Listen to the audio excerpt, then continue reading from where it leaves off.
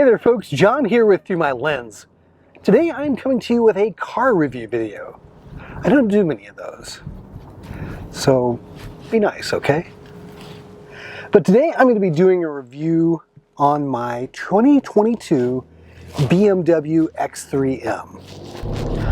We're actually riding in the vehicle now, and I'm on the way to get a car wash so that I can get some more video footage later on today. It's kind of overcast right now because it is October 31st, I believe, and I'm in Ohio. So this time of the year we get a lot of overcast days. But the sun's supposed to come out later, so I'm hoping to get some good B-roll footage for the review. So let me say that I have a very detailed, very specification-heavy review on the Through My Lens website at throughmylens.org. Lots of photos. It's a very long, very detailed review. This video will probably be on the longer side as well. But if you're looking for more tech specifications, that's going to be there. My overall impressions and kind of thoughts and feelings about the vehicle are going to be in this review. So with that, let's jump in. And why did I get the 2022 BMW X3 M? Well, let me say that I did order the vehicle. I did do a BMW Performance Center delivery on the vehicle.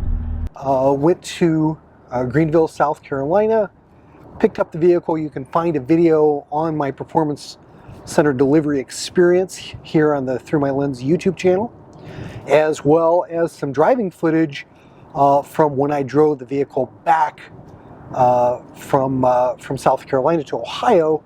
We went on the tail of the Dragon, which was really exciting, great experience. Between the track experience of driving the X3M on the track there, the aggressive driving that we did driving the vehicle on the tail of the Dragon, I feel like I've gotten a very, very good feel for this vehicle in a lot of different driving scenarios. I've been able to push it pretty hard. I've had it about a month and a half at this point. I picked it up on September 20th at the Performance Delivery Center. And you know, I've got about 1,500 miles now, so I'm well past the break-in period, the 1,200 mile break-in period. I actually took it in at about 1,000 miles for the initial service that BMW M cars have to do. They do an oil change and they do a service on the rear differential, which is kind of important.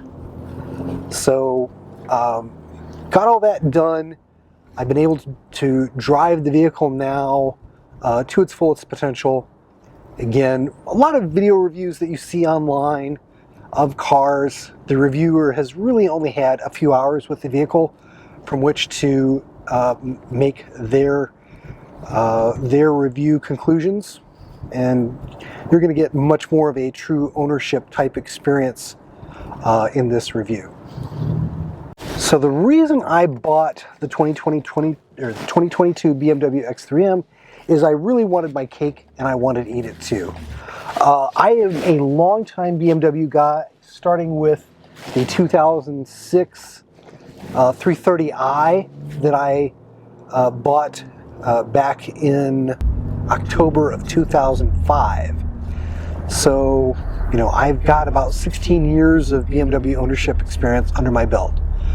Always wanted an M car, as most BMW people probably would, if they're being honest, you know, would tell you, yes, they do want an M car. But I live in Ohio. We have this thing called winter, and in most regards, M cars being historically rear-wheel vehicles with high performance tires that are not good in the winter. They tend to be just a pretty warm weather car. So you're you know, there are people that drive them year-round in northern climates. They change the tires, and you know, they make it work. But the majority of people, I think, that own M cars probably have two vehicles. And I actually did that for a while. Once we started showing dogs, I needed to get an SUV to haul the dogs around to dog shows. So that's when I started buying SUVs, and I started doing competitive shooting, which means that I was going to a lot of competitive shooting events and hauling around a lot of gear for that. So I had an SUV that I drove when needed for those kinds of events, but was still mostly driving my BMW through the week, which you know, which I did enjoy. So flash forward to you know, 2021, and I decided it was time to let my 2013 BMW 335 M Sport go. I wanted to trade. Having driven a lot of SUVs, I thought I wanted to get an X5. Started looking at the used prices thanks to COVID, and that became pretty unpalatable. So once I made the determination that buying a used vehicle probably wasn't in my best interest, given the price of the overall used car market thanks to the global pandemic, I started looking at new ones. Now, the negative to buying a car in the late 2020, 2021 time frame is that used car prices were crazy and new cars were difficult to find. The plus side is if you had a vehicle to either sell or trade in, as I did, you were going to be getting a very nice surprise as to the value of that vehicle, which I did. And thanks to what I'll call the COVID bonus that I got on my vehicle, I determined that I could probably move up to an M car and not pay a whole lot more money than what I was paying previously. So with that, I decided to look at the X3 M and end up settling, on the X3 M again, because I wanted my cake and I wanted to be able to eat it too. I wanted all the practicality that an SUV provides for my lifestyle, but I also want to have fun. I also wanted the performance that an M car provides. And I really couldn't be more thrilled in that regard with this particular vehicle. Hopefully you're getting to hear some of the engine noise or the exhaust noise that this vehicle provides, particularly when you let off the throttle. Hopefully there you heard some of the burbles that you get from the engine. It's fantastic. Really, really like it. That's really added a new dimension to my vehicle ownership that I didn't previously have, is M cars tend to have really interesting engine and exhaust notes that, again, I rarely now, even though this vehicle has a pretty excellent stereo, and I will talk about that, I rarely listen to it because I'm just fascinated by the engine and the exhaust sound and everything that happens. So I probably drive in sport mode more often than I should because of that. And I'm not doing myself any favors from a gas mileage perspective. But it's a lot of fun to listen to, and again, it's adding an entirely new dimension to my vehicle ownership that I didn't previously have. A lot of people who are interested in this car are going to be concerned with how harsh is the ride. Are they going to be able to tolerate that? And the answer is, it depends. I came from SUVs. I came from M Sport, an M Sport vehicle that was set up with a suspension that was definitely on the stiffer side. I've always had sportier vehicles with sportier suspensions, and the suspension in this vehicle didn't bother me. Now, my X3M came from the factory with the Pirelli P0 tires, which is one of about 3 or 4 different possibilities that can come on the BMW X3 M from the factory. All of those options will be summer tires, which is irritating because it's still an SUV, and I think the majority of people that are going to buy this vehicle are going to want to have other tires besides summer tires as an option. But when you order the vehicle, there's no other option, so that's kind of a bummer. I did switch out the tires to the Michelin Pilot All Sport 4s, which the community kind of recommends for this vehicle, and you do get a less harsh ride, less road noise. Again, the tire that I picked out was an all-weather. I don't plan to switch back and forth between summer and winter tires. You probably ought to buy another set of wheels if you're going to do something like that. And, you know, that was just more expense and more pain than I was really looking to sign up for. So I didn't do that.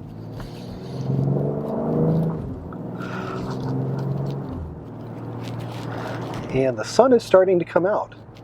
Hey, that's fantastic. So,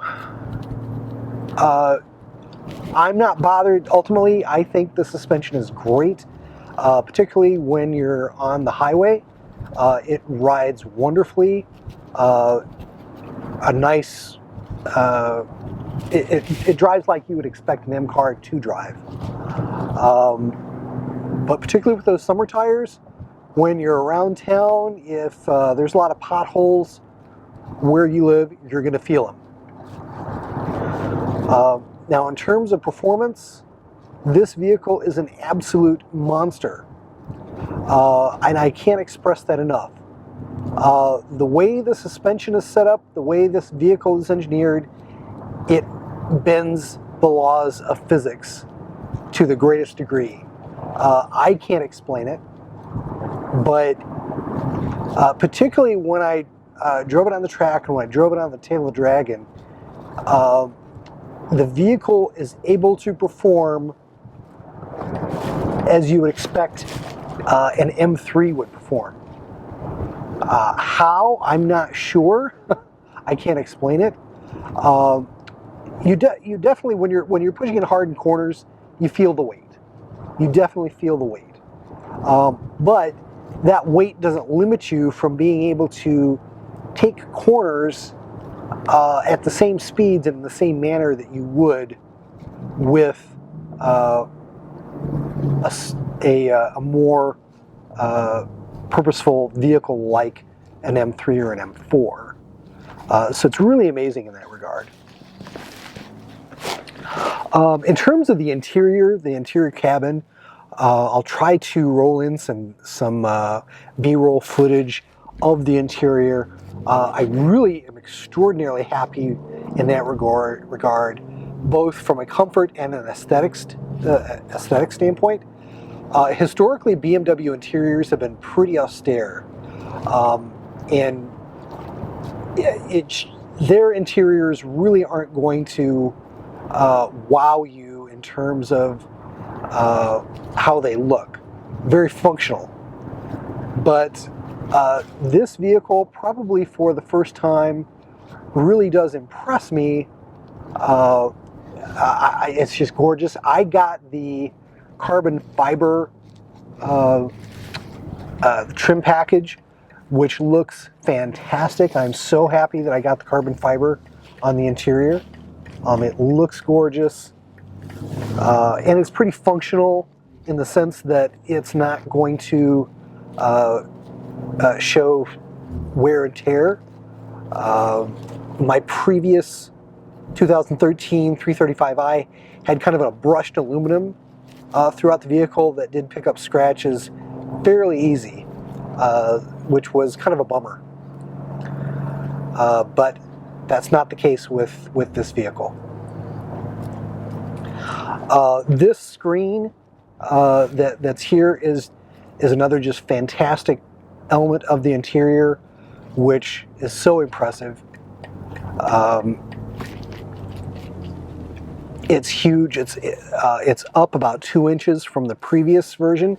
If I didn't mention it previously, the 2022 was an LCI, or a life cycle impulse redesign for this vehicle, and they ended up changing quite a bit, both aesthetically in terms of the exterior of the vehicle, as well as some things on the interior and a few performance upgrades.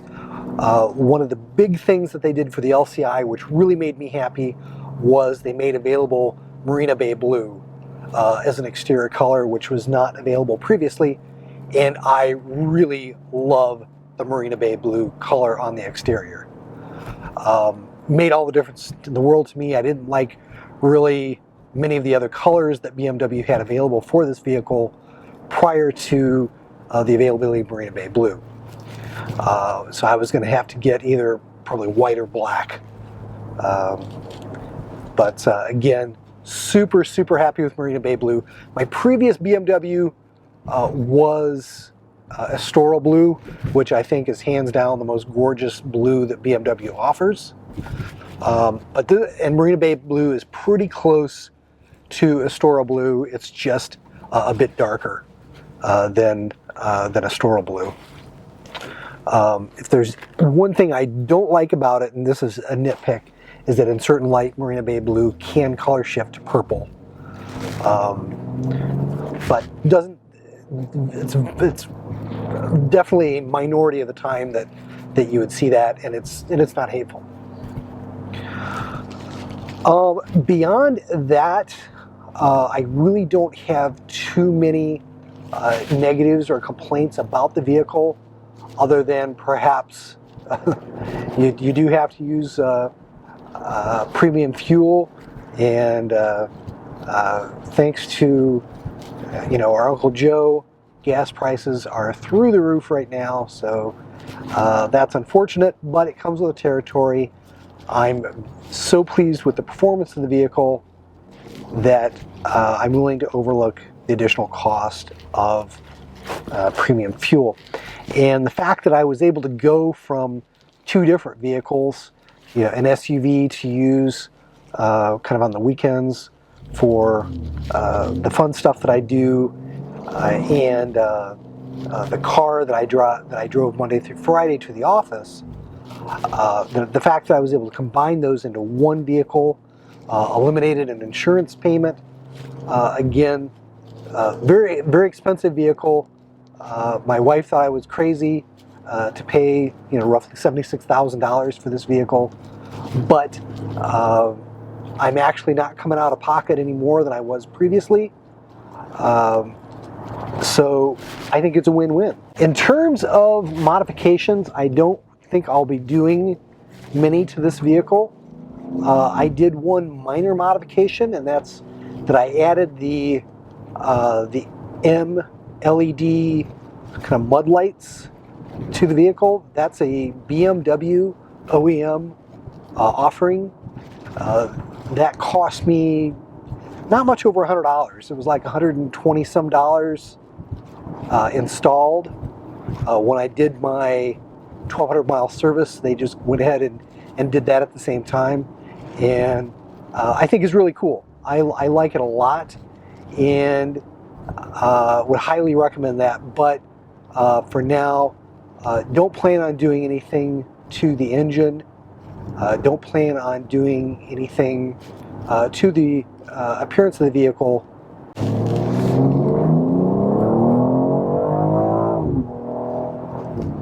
Oh, I love that. I absolutely love that. You know, some people have asked me if I regret not getting the competition version of the X3 M. And the answer is no. I don't regret that at all. It was a very purposeful decision on my part. The competition package added an additional $7,000 to the cost of the vehicle. And I would have been okay paying for that, except that you have to get the shadow line trim with the competition package. And I'm kind of old school. Again, I'm over 50 now. That was kind of one of the reasons why I wanted to get the vehicle, due to my age and due to the fact that this may be the last gasoline-powered engine vehicle that I buy in my lifetime, since everything seems to be going electric. But the Shadowline trim blacks out everything, and I do like the look of the chrome accents, or plastic chrome, if you will. So I opted not to get the competition version, primarily because of aesthetic reasons. The horsepower increase really doesn't, under most normal driving conditions, you're not going to notice. I think it only buys you another about 30 horsepower. And again, I drove the competition version on the track when I did the Performance Center delivery, and comparing that experience to driving this vehicle, I don't regret at all getting the X3 M package. I'm really happy with the way this vehicle looks. So let's get out and let's take a closer look at the exterior of the vehicle. We'll take a look at some B-roll, and I will narrate some additional things about my 2022 BMW X3 M.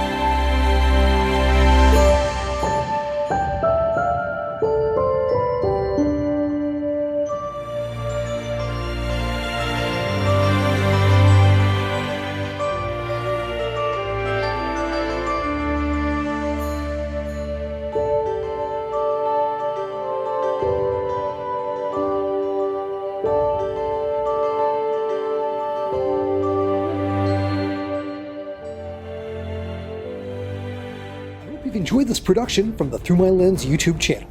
If you did, please click on the like button and do share the video on social media. If you'd like to see more content like it, please do subscribe to the channel, follow me on Instagram and Facebook, and do check out Through My Lens at www.throughmylens.org.